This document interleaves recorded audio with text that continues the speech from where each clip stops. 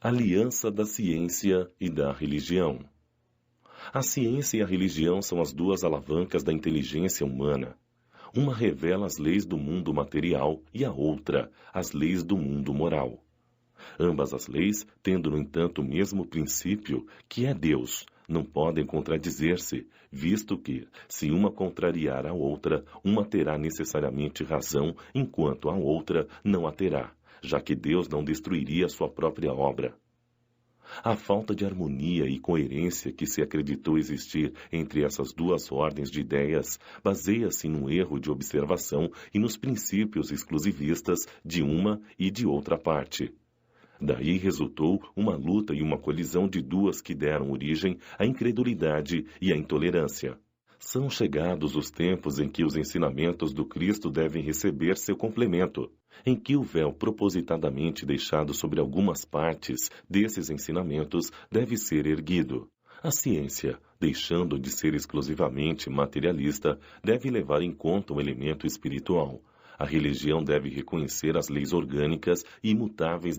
Então, essas duas forças juntas, apoiando-se uma na outra, se ajudarão mutuamente. A religião, não sendo mais desmentida pela ciência, adquirirá um poder inabalável, estará de acordo com a razão, já não podendo mais se opor à irresistível lógica dos fatos.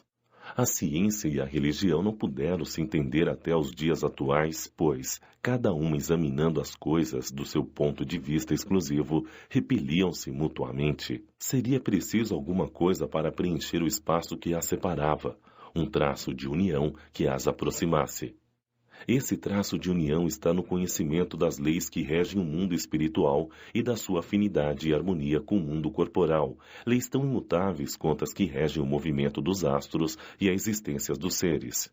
Estas afinidades, uma vez constatadas pela experiência, fazem surgir uma nova luz. A fé se dirigiu à razão. A razão não encontrou nada de ilógico na fé e o materialismo foi vencido.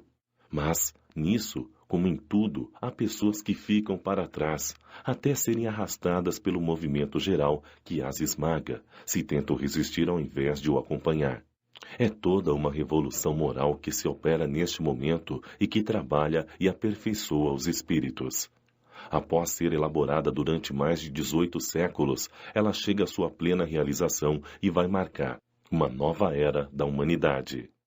As consequências dessa revolução são fáceis de prever. Deve fazer para as relações sociais inevitáveis modificações, às quais ninguém poderá se opor porque estão na vontade de Deus e resultam da lei do progresso, que é sua lei. Instruções dos Espíritos. A Nova Era. Um Espírito Israelita. Mulhouse, 1861. Deus é único. Moisés é o Espírito que Deus enviou em missão para torná-lo conhecido, não somente dos hebreus, mas também dos povos pagãos. Deus serviu-se do povo hebreu para se revelar aos homens, por Moisés e os profetas. As contrariedades e o sofrimento da vida por que passavam os hebreus destinavam-se a impressionar as nações e fazer cair o véu que encobria as coisas divinas aos homens. Os mandamentos de Deus, revelados por Moisés, contêm um germe da mais ampla moral cristã.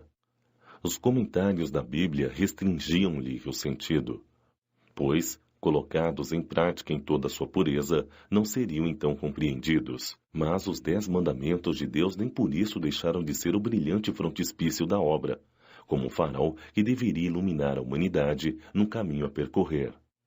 A moral, isto é, o conjunto de regras de conduta, os costumes, bem como os princípios espirituais ensinados por Moisés, eram apropriados ao estado de adiantamento em que se encontravam os povos chamados à regeneração. Esses povos, semi-selvagens quanto ao aperfeiçoamento de sua alma, não compreendiam que podiam adorar a Deus a não ser por sacrifícios sangrentos, e muito menos se fosse preciso perdoar aos inimigos. Sua inteligência era notável sob o ponto de vista material, das artes e das ciências, porém era muito atrasada em moralidade e não entenderia uma religião que fosse inteiramente espiritual. Era-lhes preciso uma representação semimaterial, como a que lhes oferecia a religião hebraica. Assim, enquanto os sacrifícios falavam aos seus sentidos, a ideia de Deus lhes falava ao espírito.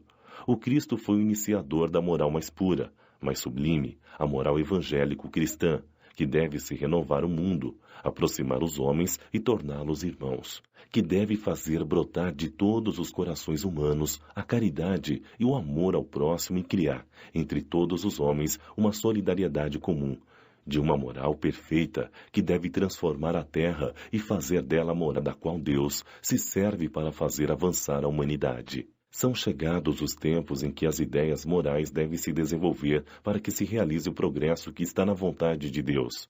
Elas devem seguir o mesmo caminho que as ideias de liberdade percorreram, como suas antecessoras. Não se pense, entretanto, que este desenvolvimento acontecerá sem lutas. Não, pois, para chegar à maturidade, elas precisam de abalos e de discussões, a fim de atrair a atenção das massas. Uma vez despertada a atenção, a beleza e a santidade da moral impressionarão os espíritos, que então se dedicarão a uma ciência que lhes dará a chave da vida futura e lhes abrirá as portas da felicidade eterna. Moisés começou. Jesus continuou. O Espiritismo concretizará a obra. Fénelon Poitiers, 1861.